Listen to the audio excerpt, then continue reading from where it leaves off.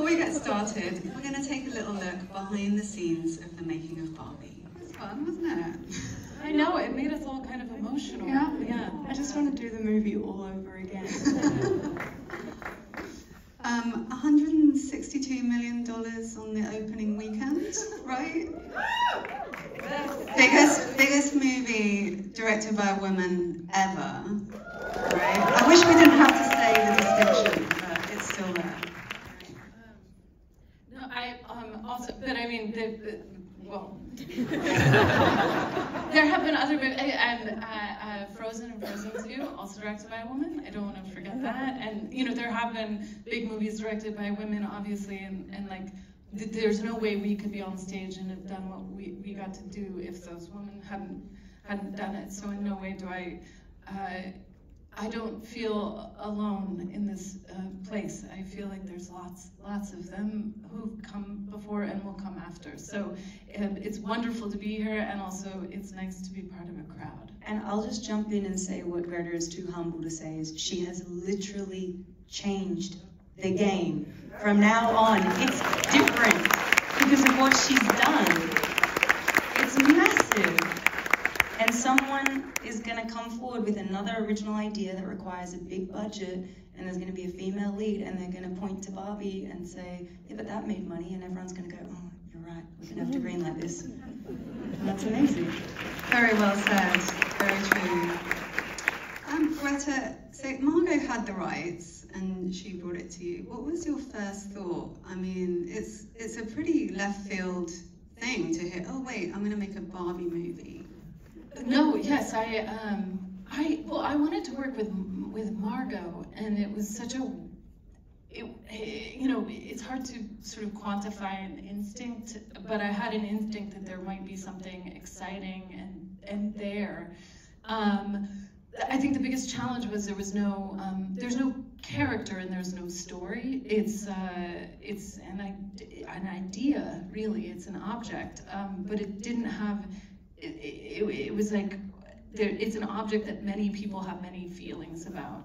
And that was sort of the thing that felt terrifying about it, but then also like, okay, let's run at that. And so the way Noah and I work, we allowed ourselves to be kind of in this state of unknowing and find our way there through things that felt alive to us. And then when we were writing, actually, I knew I was writing for Margot, and then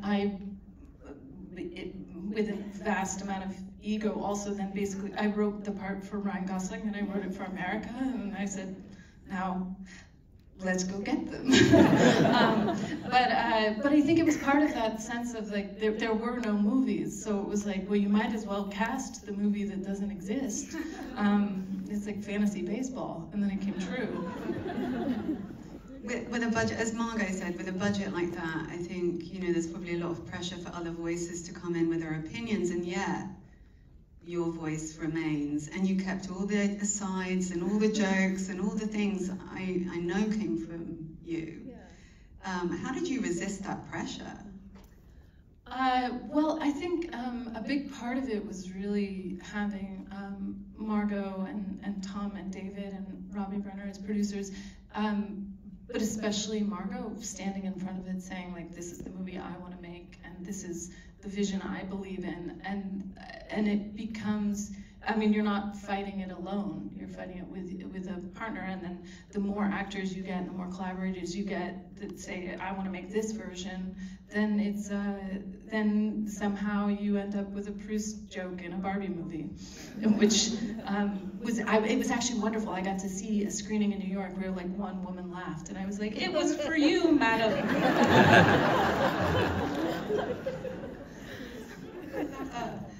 Margot, when you got the rights to this, did you have an idea, of a vision of how it could become this great movie? What made you go after that? I knew it could be, in the right hands, something incredible, because everyone in the world knows Barbie. Everyone, like globally, if you look at a map, which we showed in the pitch presentation for this, it's like Barbie's recognition spans the entire world. And that's just a huge opportunity. Now, did I know how it should play out narratively? Absolutely not. The laws of the world, how we were going to address all the concerns. I knew we had to address all the concerns. I definitely didn't want to try and make like a puff piece of Barbie. I wanted us to run at the scary things as much as we celebrated the wonderful things. But that's exactly why I went after Greta, because I was like, she would do that.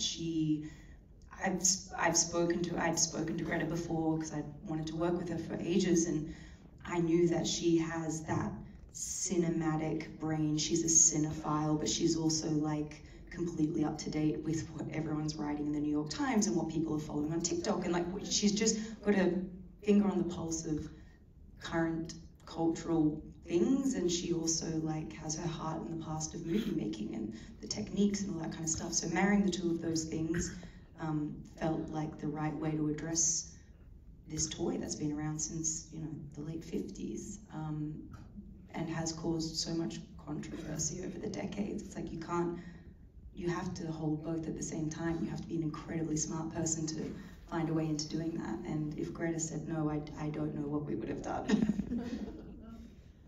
So, you know, obviously Barbie is so much about, you know, here's the category, she can be president, she's the pretty one, she's this one.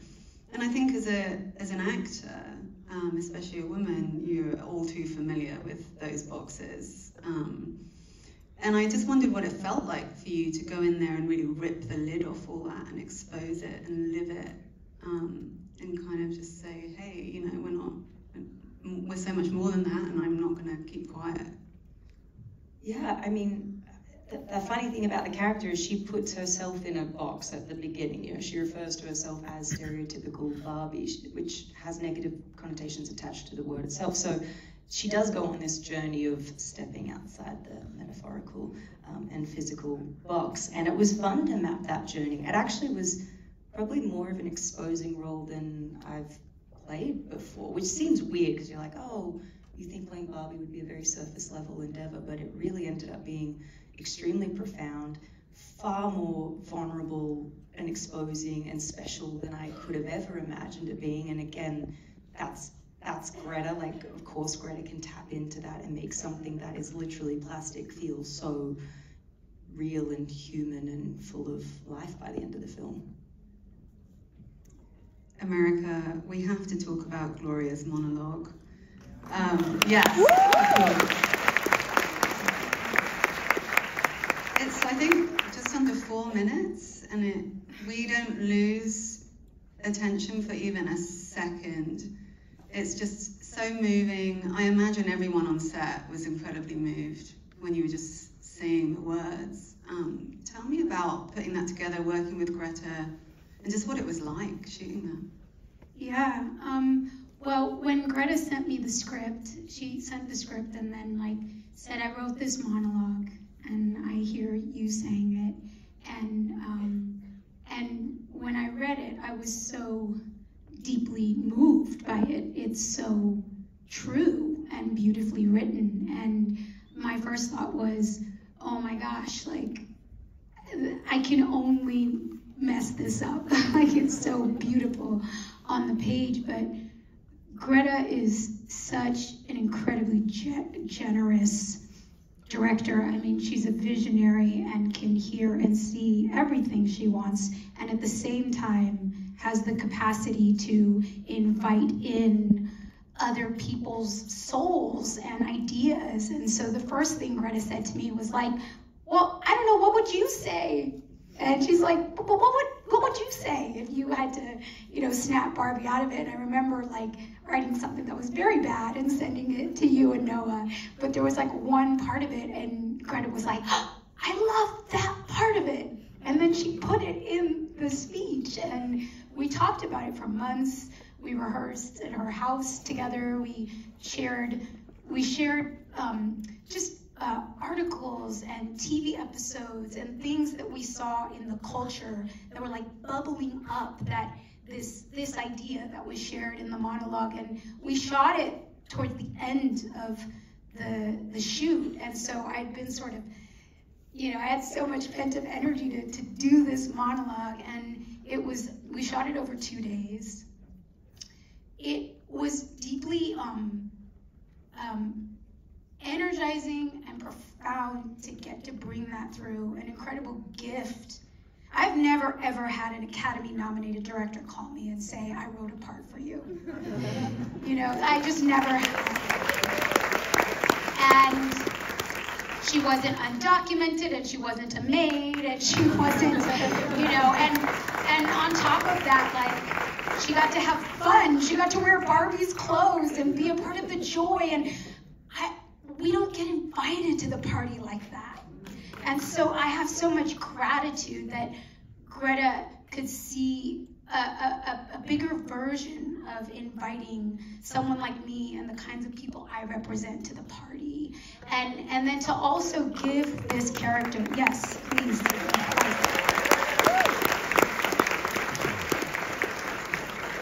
But then to also give that character the moment of truth.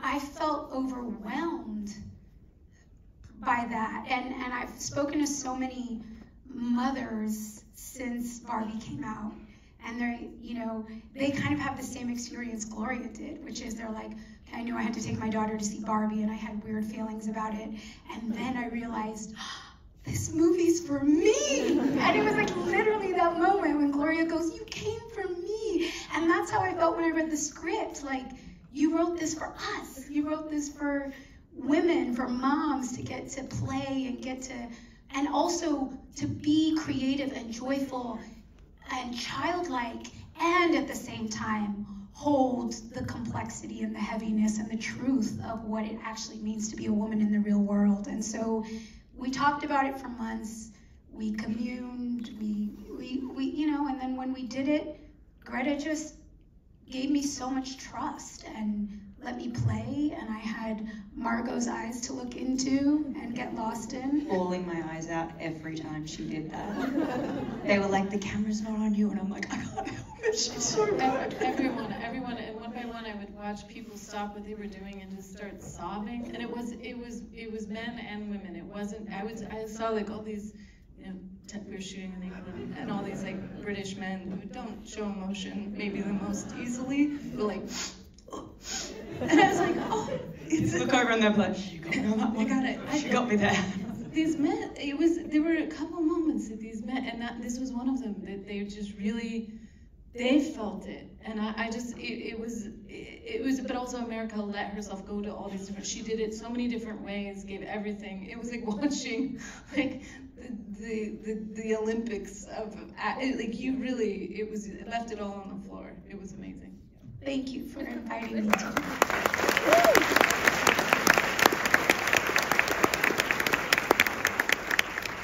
There is so much to talk about in this film, production, design, costume, everything. I could talk about it for hours, but I'm going to get in trouble backstage because we're out of time. I could go on forever. You guys are sad too. Bye, Barbie. Bye, Barbie.